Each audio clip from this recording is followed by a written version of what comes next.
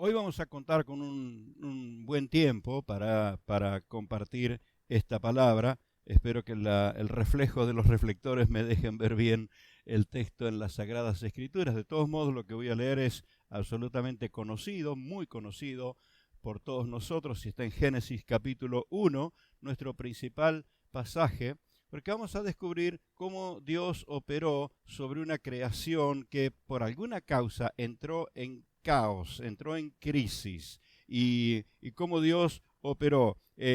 Nos dice el versículo 1 en capítulo 1 de Génesis que en el principio, en los inicios de todos, Dios hizo la creación, y no tenemos detalles allí específicos, pero a lo largo de la historia en las Sagradas Escrituras podemos observar algunas cosas que pudieron ocurrir para que todo esté como en el versículo 2 dice: la tierra estaba desordenada y vacía, y las tinieblas estaban sobre la faz del abismo.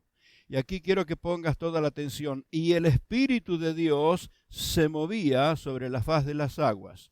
Aún en el caos, en el desorden, todo revuelto, todo salido de su lugar, el Espíritu de Dios no se quedó quieto. Y por esto, cuando tenemos que tener claro que cuando el Espíritu de Dios se está moviendo, algo glorioso va a hacer. Y mirá lo que ocurrió. Y dijo Dios: sea la luz. Y fue la luz. Lo primero que hizo fue poner luz. Y vio Dios que la luz era buena. Y separó Dios la luz de las tinieblas. Quiero que por un instante me acompañes en los detalles que aparecen en este capítulo. Dios puso todo en orden, separó una cosa de la otra, aunque ambas eran buenas, aunque ambas cosas fuesen buenas, las fue ordenando y poniéndola en su lugar. Y aquí Dios separa la luz de las tinieblas, y llamó Dios a la luz día, y a las tinieblas llamó noche. Y fue la tarde y la mañana un día. Y luego dijo Dios: haya expansión en medio de las aguas, y separó las aguas de las aguas, ambas cosas buenas, o lo mismo, agua, pero separa una de la otra. E hizo Dios la expansión, y separó las aguas que estaban debajo de la expansión de las aguas que estaban sobre la expansión, y fue así. Y llamó Dios a la expansión cielos, y fue la tarde y la mañana el día segundo. Y dijo Dios: júntense las aguas que están debajo de los cielos en un lugar, y descúbrase lo seco. Y llamó Dios a lo seco tierra, y llamó a las aguas mares. Y vio Dios que era bueno.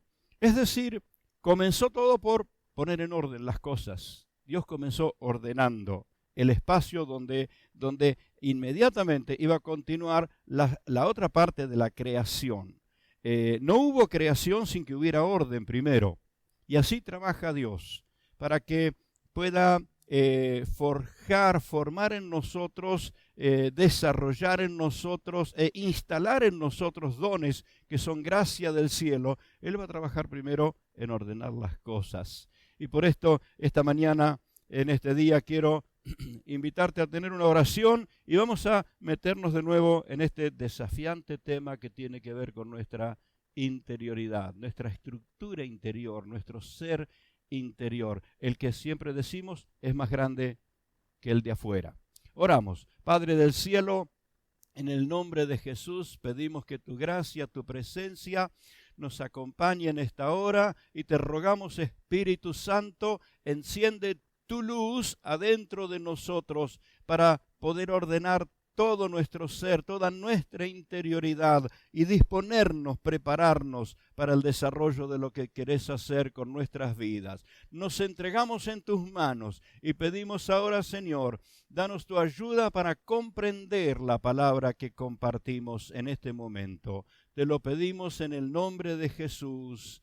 Amén. Amén. Estos son los momentos que en los cultos formales le pedimos a algún hermano que cante un coro, pero como no tengo a nadie así, o por lo menos estamos en otro estilo de entrega de material, ahí voy a pedirte todo tu oído. Porque tal vez al meditar sobre este tema, nos queden más interrogantes que respuestas. Lo cierto es que los interrogantes nos ayudan a pensar, ¿cierto? Entonces, al meditar sobre el tema de la interioridad, es probable que despertemos muchísimos interrogantes, pero justamente esos interrogantes nos ayudan a profundizar lo que queremos profundizar. Porque así como encontramos el modo en que Dios operó en las Escrituras, hoy quiero proponerte que hablemos de la importancia, lo necesario que es iluminar nuestra interioridad. Tiene que haber luz del cielo para trabajar en nuestro interior, para poner las cosas en orden y poder desarrollar todo el plan celestial, el plan divino, lo que es lo único que te va a hacer feliz, totalmente feliz. El logro, el desarrollo del plan de Dios dentro tuyo. Y entonces quiero proponerte que hablemos hoy de la importancia de iluminar nuestra interioridad. Las Sagradas Escrituras, la Biblia, habla de esta faceta de nosotros que es nuestra interioridad. De hecho, más que una faceta, es lo central de nuestra vida, ¿verdad? La revelación de los apóstoles que encontramos en las epístolas, Dios ha guardado allí contenido, dirección para nosotros en la revelación de los apóstoles, haciéndonos entender que nuestra interioridad, ya sea mente, cuerpo, corazón, alma, es el espacio que Dios ha guardado para él. Por eso el mandamiento: amarás al Señor tu Dios con todo tu corazón, con toda tu alma, con toda tu mente, con todas tus fuerzas, ¿verdad? Por eso ese mandamiento, porque en nuestra interioridad es el espacio que Dios guardó para él, y como decíamos en el video anterior, cuando ese espacio imposible de mensurar no está ocupado por quien debe estar ocupado, no tenemos idea cuántas cosas lo van a ocupar. No tenemos idea. Pero quiero que nos metamos a charlar un poquito hoy sobre ese singular ámbito, ese singular espacio que es nuestra interioridad. Muy singular, porque no tenemos dos, tenemos solo una. Tenemos solo una. Somos una persona que tiene espíritu, alma y cuerpo. ¿Qué cosa? Llama la atención porque nosotros normalmente decimos cuerpo, alma y espíritu.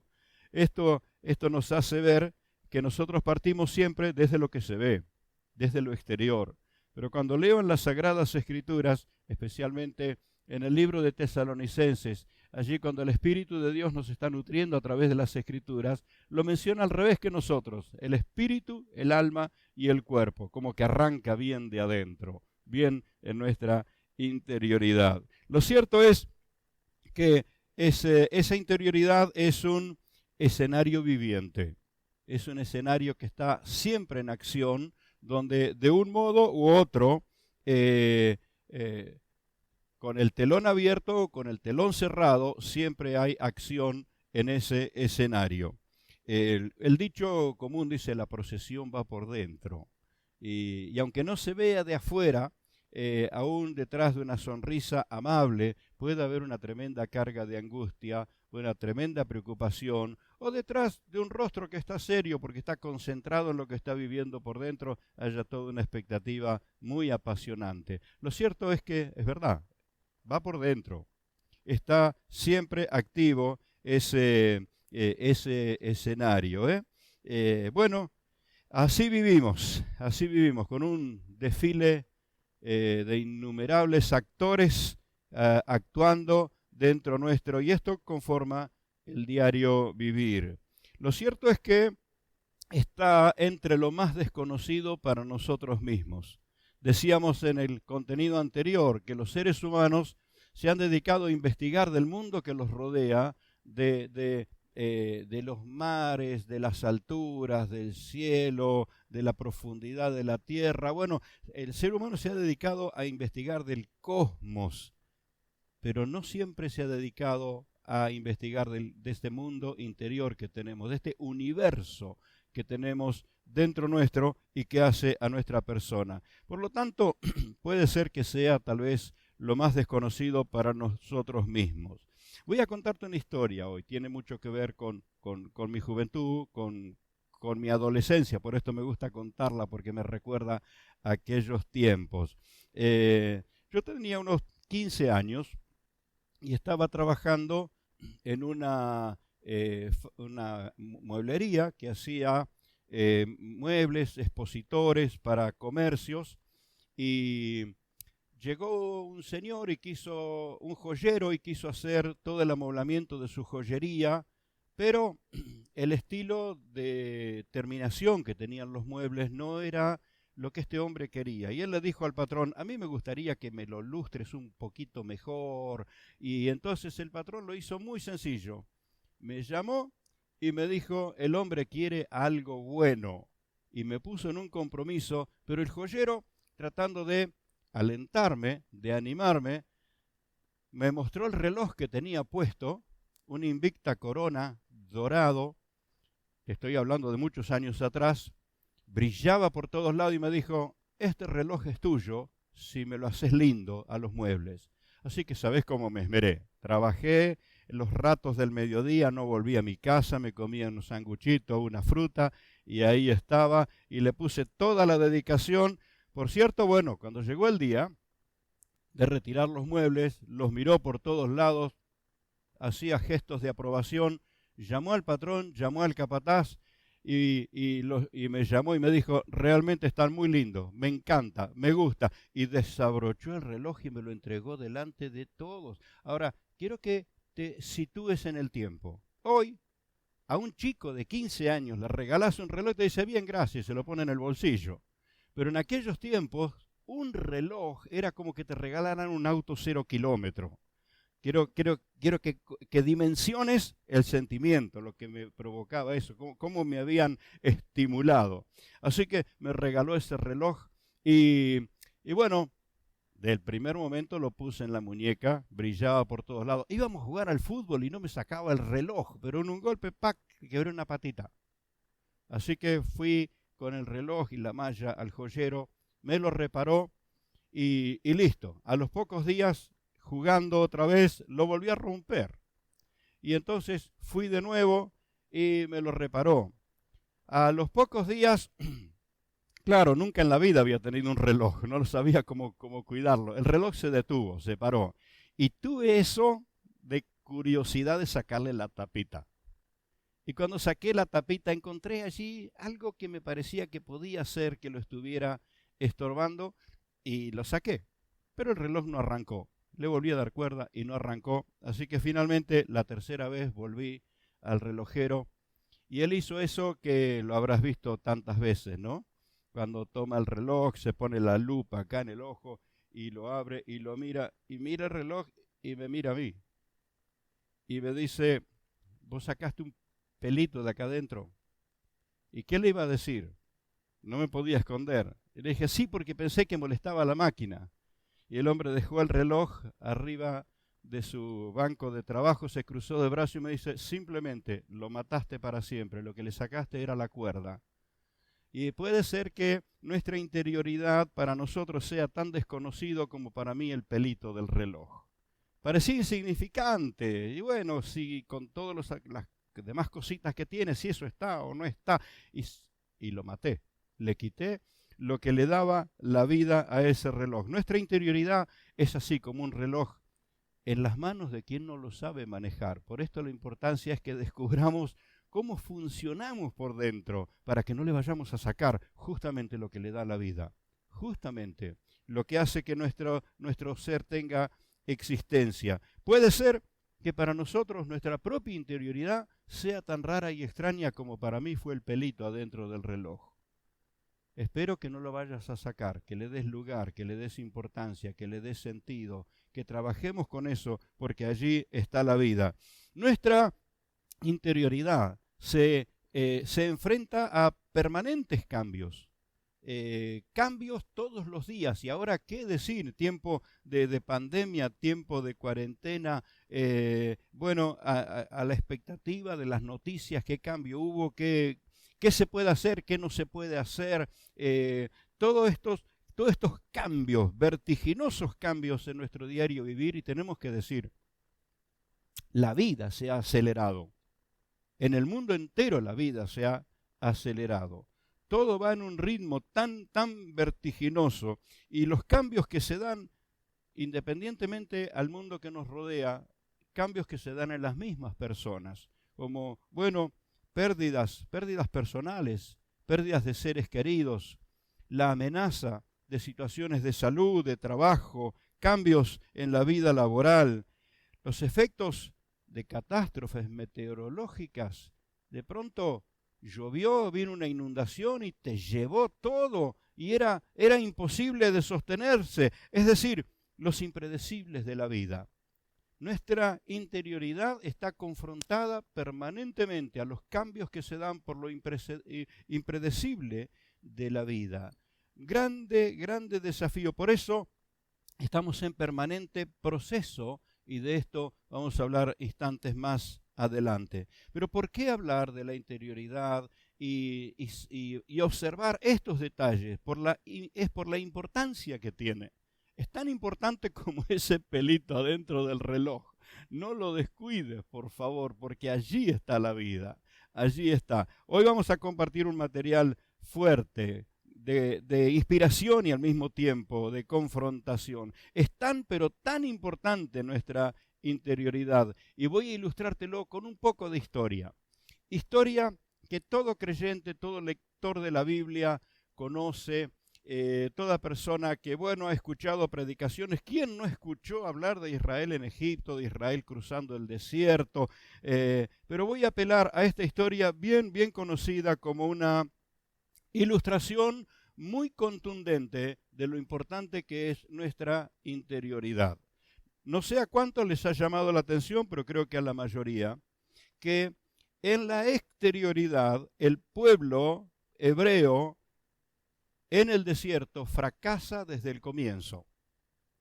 Ellos manejaron su vida en un estado de exterioridad, no de interioridad.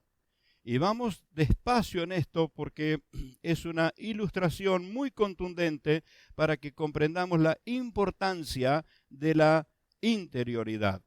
¿Qué sucedió con ellos? Bueno, rechazaron la voz audible del Dios soberano cuando les habló.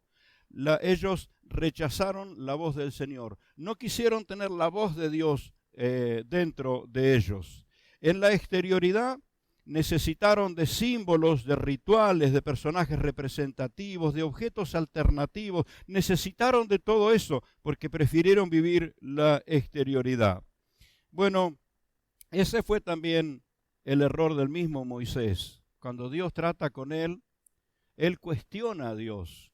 Y claro, pobre Moisés, nadie le había enseñado o se había criado en un ámbito del palacio de los reyes en Egipto, pero le había faltado la enseñanza que debió haber recibido de sus antepasados. Y entonces cuando Dios trata con él lo cuestiona a Dios.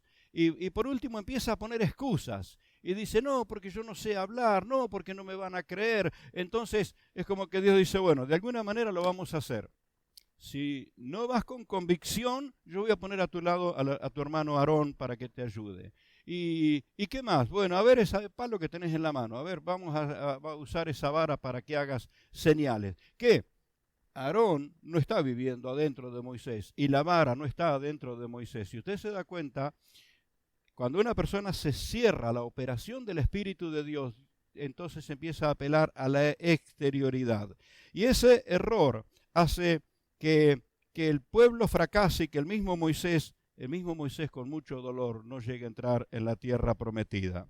Y en la exterioridad, claro, necesitaron de símbolos, necesitaron de la vara, necesitaron de la llamita, necesitaron del fuego, necesitaron de todas las cosas externas. Y aún así fracasaron. Pese a la nube, pese al maná, pese al fuego, a las codornices, al agua de la roca, pese a todo eso, no pudieron ser fieles a Dios. No les faltó milagro a su alrededor, no les faltó milagro de que se abriera el mar para que ellos salieran en libertad, y de noche una columna de fuego, y de día una nube. Cuántas cosas en su exterioridad, pero ellos no fracasaron por el desierto que debieron atravesar, ellos fracasaron por el desierto que tenían adentro. Su interioridad estaba vacía, su interioridad había perdido la convicción, porque la fe no es algo exterior, la fe es convicción que existe y que vive adentro nuestro y que se desarrolla adentro nuestro. Entonces ellos estaban como apuntalados por las cosas que se veían, pero eso no logró el cambio que necesitaban en sus vidas.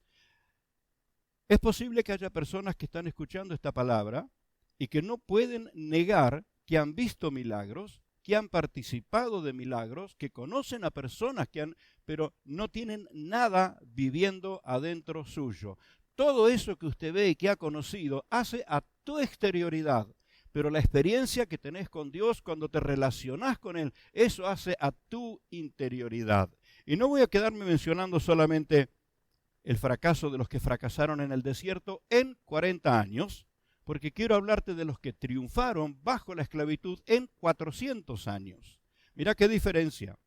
Ellos, un camino que debían hacer en 40 días, les llevó 40 años y aún así no llegaron, porque se manejaron en la exterioridad. Pero mirá qué diferencia hay con aquellos hebreos en las generaciones anteriores a los que salieron de Egipto. Ellos tuvieron esa relación con Dios, una relación de interioridad. Y pese a todo lo que vivieron, la cruel esclavitud, el maltrato, ellos triunfaron por sobre eso. Y hay un detalle sobresaliente al observar la historia. Desde José hasta Moisés, en esos 400 años, no se nombra líder alguno. No hay personas representativas, no aparecen personas de renombre, no se habla de lugares de reunión, no se habla de rituales. Simplemente ellos creyeron en el pacto que Dios había hecho y familia tras familia y persona tras persona dentro de su pueblo les fue enseñado a vivir dependiendo del Dios eterno en una fe permanente. Y su éxito, su triunfo, se nota en observar estos aspectos. Atravesaron 400 años de esclavitud, estuvieron bajo la severidad del maltrato, sin embargo triunfaron. ¿Qué cosas lograron? Mantuvieron su identidad como pueblo, sostuvieron su fe en el Dios de sus padres, no se olvidaron de Dios ni un solo día de sus vidas, permanecieron en unidad como familia. Si hubo tiempo para disgregarse y desaparecer, fue ese. Sin embargo, ellos mantuvieron su unidad, su identidad como familia. Conservaron la esperanza de la liberación, pese a que pasaron siglos y pasaron generaciones, aún los que morían dejaban la llama encendida en el corazón de los que seguían quedando y aguardaban el día de la liberación que ciertamente llegó, ¿verdad? Sobrevivieron a la escasez y al hambre. Mirá cuántos logros en la vida de esta gente. No olvidaron a Dios a pesar del duro trabajo y se multiplicaron como nunca en la historia. Si no tuvieron todas las ventajas que tuvieron los demás en esos 40 años en el desierto, ¿dónde estuvo el secreto de esas generaciones? ¿Dónde estuvo el secreto de esa gente? El secreto fue su relación de interioridad con Dios. Ellos su convicción en Dios la tenían viviendo adentro, no la tenían apuntalada por objetos y símbolos y cosas exteriores. La fe estaba ardiendo en sus corazones. Y déjame ilustrártelo también con otras personas de las Escrituras, como David. David, que si bien más nos referimos a él como el rey David, no hay que olvidarse que la interioridad de David se desarrolló desde su niñez.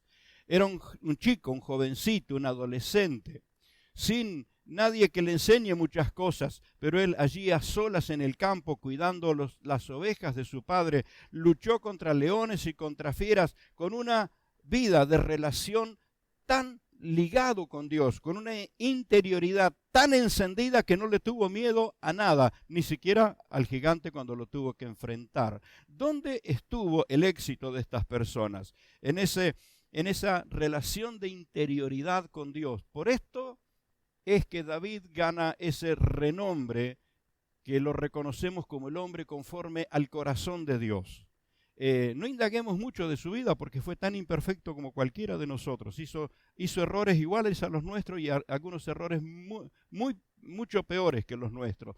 Pero la virtud que a él lo relacionó con Dios era que era una persona de alma, de espíritu, de corazón apasionado, un adorador, alguien que sabía humillarse cuando se había equivocado, alguien que supo oír la voz de Dios y obedecerla y rendirse y no discutir con el soberano, en una relación de interioridad. Los profetas del tiempo antiguo, que parecían ser solitarios, bichos raros, ¿cómo los habrán cuestionado esos profetas? Que no eran asiduos concurrentes al lugar sagrado, no andaban siempre por el tabernáculo o por el templo, sin embargo mantenían esa relación de interioridad, rendidos, entregados al Señor, y se manifestaba en su interior la voz del Señor. Qué extraño habrá sido para toda la estructura religiosa de aquellos días, que funcionaba sobre la exterioridad de holocaustos, de sacrificio, y uno de estos hombres tomados por el Espíritu de Cristo, porque Cristo estaba operando desde el tiempo antiguo también, bajo el Espíritu de Cristo, dice lo que se relata en el libro de Hebreos. Sacrificio y ofrenda no quisiste, los sacerdotes los querrían matar. La estructura religiosa de aquellos días diría, ¿qué le pasa a este? Sin embargo, el Espíritu de Cristo estaba operando, porque si usted observa lo que Jesús dijo, no quisiste lo externo, quisiste lo interno. He aquí, Señor, he creído, te he amado, me he entregado. Esa relación de interioridad. Cuidado con el pelito del reloj. No lo quieras tener en menos. No lo descuides. Esa interioridad, esa fe en Dios, que aunque te parezca cosa de niño orar, porque bueno, para muchas personas le parece que la fe y la relación con Dios es cosa de niño, porque éramos niños cuando nos enseñaron a creer, éramos niños cuando nos enseñaron a orar, éramos niños cuando nos enseñaron del Señor Jesús, y cuando llegamos a grande nos parece que fuera cosa de niño cultivar la vida interior con el Señor. Si cultivar nuestra relación con Dios es cosa de niños, yo quiero ser cada vez más niño. Es más, es lo que Jesús dijo, que seamos como niños. Vamos a mirar cómo tratar, cómo manejar nuestra interioridad, por lo importante que es, por lo significativa que es. Vamos a mirar estos detalles. Lo primero es que podría ofenderte lo que digo, voy a pedirte disculpas por adelantado, pero te lo voy a decir. Nadie es autónomo y soberano. Nadie es soberano ni autónomo. No te vayas a creer que podés hacer lo que vos querés. Un día Dios te cierra el grifo del aire y vamos a ver quién manda. Porque el soplo viene del Altísimo, el aire para respirar viene del Altísimo. Nadie es autónomo ni soberano. Somos dependientes. En nuestra interioridad, cuando empezamos a prestar atención a nuestra interioridad, y voy a desafiarte, por más fuerte, maduro, grande, poderoso que te sientas, cuando comiences a observar en tu interioridad, vas a descubrir el niño que hay ahí adentro, el niño que todos tenemos. Todos tenemos un niño adentro nuestro. Es decir, aquello que fuimos, la esencia de nosotros desde nuestra niñez, sigue estando ahí adentro. Desde afuera, con algunos años más, pero desde adentro, bueno, quisiera que también con algunos años más. A veces tenemos que decir con algunos años menos, ¿no?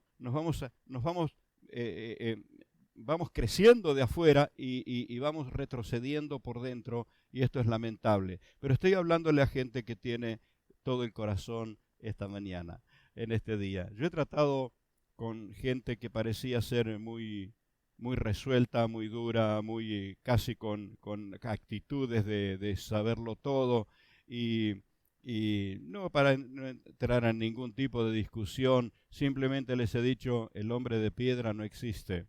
Adentro de esta persona hay un ser que mantiene sensibilidad, que tiene corazón, que tiene alma y que tiene espíritu. Y algunos de ellos tuvieron que disimular porque le brotaron las lágrimas. Porque adentro de esa estructura física con apariencia de imponente, sigue estando ese niño, sigue estando. Y vas a comenzar a desarrollar tu interioridad cuando te encuentres con el niño. con ese niño que ahí en tu interioridad todavía es dependiente, todavía necesita ternura, todavía tiene necesidad de afecto, todavía tiene necesidad de consejo, necesita ser formado, claro que sí. Entonces, en nuestra interioridad tenemos que partir desde esto, somos dependientes del soberano. Por más que alguna filosofía actual nos quiera hacer pensar de que nosotros hacemos como queremos, no, la vida hace contigo como quiere, pero qué distinto es cuando comenzás a desarrollar tu interioridad. Y bueno, descubrimos que no somos soberanos, sino que entramos en ese desafío, que es un gran desafío para nosotros mismos. Es un gran desafío descubrir lo que no hemos entendido todavía, descubrir todo lo que necesitamos madurar. Es un gran desafío, pero vamos hacia adelante, porque observando nuestra interioridad, descubrimos tal vez que ha sido el aspecto más difícil de manejar. Y porque nos hemos sentido seguros manejando todo lo demás, pero cuando nos confrontamos a nuestra interioridad, preferimos dejarlo de lado porque nos damos cuenta que con nosotros no podemos. Es como que parece que pudiéramos con todo, pero como que no pudiéramos con nosotros mismos. Entonces, es que sí o sí, estamos en permanente proceso de cambios a nuestro alrededor y permanente proceso en nosotros. Es cuando descubrimos que nuestra persona está en el proceso de la maduración. La maduración, si bien por lógica debiera venir con los años, pero cuando los años a una persona no la maduran, simplemente la envejecen. Los años al que no maduró lo envejecen. Y hay personas que creen ser maduros solo porque sumaron años. Pero cuando vos tratás con una persona madura, tenga muchos años o no los tenga, pero si ha madurado por dentro, vas a darte cuenta que hay riquezas. Y la persona que descubrió las riquezas que tiene adentro, hay una característica, saben valorar las riquezas que hay en los demás. Entonces, estamos en ese proceso maravilloso de maduración. En nuestra interioridad vamos encontrando legados, consignas que aguardan justamente nuestra maduración. Y voy a ilustrar profundizando un poquito este concepto. De hecho, toda persona tiene sueños, planes, anhelos, visión, tiene pasión por algo, pero voy a decirte, la mayoría de las personas que no lograron desarrollar lo que el sueño, la pasión que tuvieron por dentro, no fue simplemente por no tener las posibilidades. Muchísimos han tenido todas, sobradas posibilidades, pero no lograron a causa de la inmadurez. El no haber madurado por dentro. Porque esas consignas, esos legados, ese bien que recibimos para administrar, aguarda de nuestra maduración. Y este es el gran proceso dentro nuestro. Este es el gran proceso en nuestra interioridad. La maduración, el temple, el Espíritu de Cristo, el carácter de Cristo, el aprended de mí que soy manso y humilde de corazón y hallaréis descanso para vuestras almas. Con cuántas palabras el Señor nos llamó a este gran desafío. No te asustes, si no lo has alcanzado, estoy animándote para que lo alcances. No dejes pasar más el tiempo. En Gálatas, capítulo 4, quiero mirar por qué razón digo que hay legados y consignas, hay bienes que nos han sido dados y que aguardan nuestra maduración. De hecho, si vos compraste un auto 0 kilómetros para tu hijo, para que lo disfrute, no se lo darías si tiene 5 años, ¿verdad? Se lo darías si tiene 8 años. Y aún así esperarías que sea una persona madura, templada, para conducir una máquina. Es decir, él es el heredero y tiene todo tu amor y tiene todo tu apoyo y pensás en todo su futuro. Pero ¿qué estás aguardando? Estás aguardando que madure. Estás aguardando que madure. De hecho, muchas personas hacen desastre en la vida teniendo todo lo que tienen y los desastres que hacen es por no haber madurado. Y a la palabra del Señor no se le escapó este concepto. A la palabra del Señor no se le escapó. Y Pablo escribe así en Gálatas capítulo 4, solo algunos versículos nomás. Pablo dice: pero también digo, entre tanto que el heredero es niño, en nada difiere del esclavo, aunque es señor de todo. De pronto te preguntas qué diferencia hay entre tu vida y quienes te rodean. Si otros no tienen fe, si no han crecido, si no aman al Señor. Bueno, cuando somos niños no nos diferenciamos mucho, aunque tengamos todo el legado y todas las promesas y todo el favor de Dios de nuestra parte.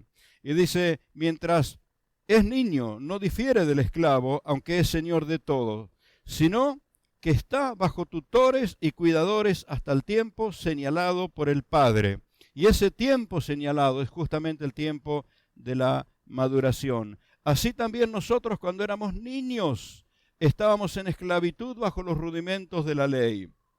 Pero cuando vino el cumplimiento del tiempo, Dios envió a su Hijo, nacido de mujer, nacido bajo la ley, para que redimiese a los que estaban bajo la ley. ¿Por qué Pablo presenta a Cristo cuando está hablando de este proceso de maduración? Es que la maduración en nuestra vida cristiana, la maduración en nuestra vida de fe, viene por la obra de Cristo adentro nuestro. Cristo trabajando en nuestra interioridad es la que trae la maduración a nuestras vidas. De hecho, hay personas que han experimentado milagros, te pueden mostrar la muela de oro que el Señor le puso, te pueden mostrar cómo Dios los prosperó, cómo respondió a su clamor, te pueden mostrar tantas cosas, y no han madurado. ¿Qué sucedió? Están en la exterioridad, están como aquel pueblo que miraba de día la nube, que de noche la llama de fuego, que todas las mañanas comía del maná, que bebía el agua de la roca, pero nunca dejó a Dios tomar el trono de sus corazones. Y por esto fracasaron en el desierto. Cuando desarrollamos nuestra interioridad, no significa volverse románticos, volverse extraños, volverse difíciles, sino simplemente volverse dóciles para Dios. Esto trae maduración a nuestras vidas. Bueno, en nuestra interioridad encontramos que todavía tenemos muchas cosas que nos están esperando y que nos están esperando que maduremos. Y cuando maduramos, estamos listos para alcanzar aquello que está preparado para nosotros. Allí es cuando comprendemos y nos entregamos a Dios en espíritu y en verdad. Nos entregamos, como diríamos, con alma y vida a concretar lo que Dios quiere, movidos por una pasión que viene de adentro, no movido por ofrecimientos materiales, no movido porque alguien nos muestra un reloj y me entusiasmó y yo hice un trabajo para ese hombre, me entusiasmó con un reloj, pero qué distinto, Dios no te entusiasma con lo de afuera, Dios quiere vivir ahí adentro, Él quiere establecer el trono en el corazón. Por esto, hoy hablamos de la necesidad de iluminar nuestra interioridad. Esto fue lo que pasó con la tierra. Así fue como Dios operó por su Espíritu Santo sobre la tierra que estaba desordenada y vacía. Cuando el Espíritu de Dios se movió sobre el desorden del universo en caos, lo primero que hizo fue encender la luz, y por esto el Todopoderoso puso luz en ese lugar, nada menos que la luz de su gloria. Porque si observás, la luz de los astros aparecieron tiempo después, pero lo primero que vino allí fue la luz de la gloria del Señor. Necesitamos la iluminación de la palabra de Dios, la iluminación del Espíritu de Dios en nuestra interioridad, porque esto va a poner en orden todas las cosas. Mirá, Dios separó el cielo de la tierra, separó las aguas de las aguas, separó la noche del día, puso en orden todo para recién comenzar a desarrollar la otra parte de la creación. Así que necesitamos iluminación del Señor adentro nuestro para apreciar y valorar lo que hemos recibido. Muchas personas llegan al fin de sus días y en las últimas horas de su vida se dan cuenta todo lo que tuvieron a su alcance y no supieron administrarlo. Pero cuando la luz del Espíritu Santo opera dentro nuestro, valoramos todo lo que hemos visto y lo que hemos recibido. Y así lo expresaba Juan. Y voy a ir al texto en las Escrituras. Porque cuando Juan, ya anciano, está escribiéndole a la iglesia del Señor, le escribe allí en primera de Juan, capítulo 1, dice: lo que era desde el principio, lo que hemos oído, lo que hemos visto con nuestros ojos, lo que hemos contemplado y palparon nuestras manos tocante al verbo de vida, porque la vida fue manifestada y la hemos visto y testificamos y os anunciamos la vida eterna, la cual estaba con el Padre y se nos manifestó. Lo que hemos visto y oído, eso os anunciamos para que vosotros tengáis comunión con nosotros y nosotros comunión con ustedes y con el Padre, con Jesucristo. ¿Cuánto contenido hay en esto que Juan está diciendo? Lo recibí, lo tengo muy presente, pasaron los años, pero esto está tan vivo, esto es lo que te comparto. Y cuando comenzás a desarrollar tu interioridad, vas a descubrir cuánto bien Dios puso dentro tuyo, cuánto bien te regaló, cuántas palabras de ánimo, de consejo, de dirección, de valoración recibiste. Así que necesitamos iluminación para descubrir que hay muchísimo tesoro que está guardado ahí adentro y tiene que ser descubierto a tiempo. También necesitamos luz en nuestro interior para recuperar el orden y utilizar justamente lo que nos fue dado. Esto es lo que Dios hizo, puso orden en primer lugar en la creación, y ese orden permitió el desarrollo de la demás parte de la creación. ¿De qué estamos hablando de haber recibido y de utilizar bien? Bueno, oportunidades, afecto, reconocimiento, espacios, que si no maduramos y no tenemos luz adentro nuestro, no sabremos valorarlo. Pero también el gran desafío de la luz del Señor en nuestra interioridad, y es un gran desafío cuando la luz de la palabra del Señor comienza a alumbrar dentro nuestro. ¿Qué tal cuando leemos el libro de Colosenses, de Efesios, de Filipenses? Leemos las epístolas cuando el apóstol Pablo, guiado por el Espíritu Santo, estaba formando a los creyentes a vivir en esa convicción interior. Salimos descubriendo que ahí adentro hay cosas que tienen que salir para afuera, que tienen que eliminarse, que tenemos que sacar de nosotros.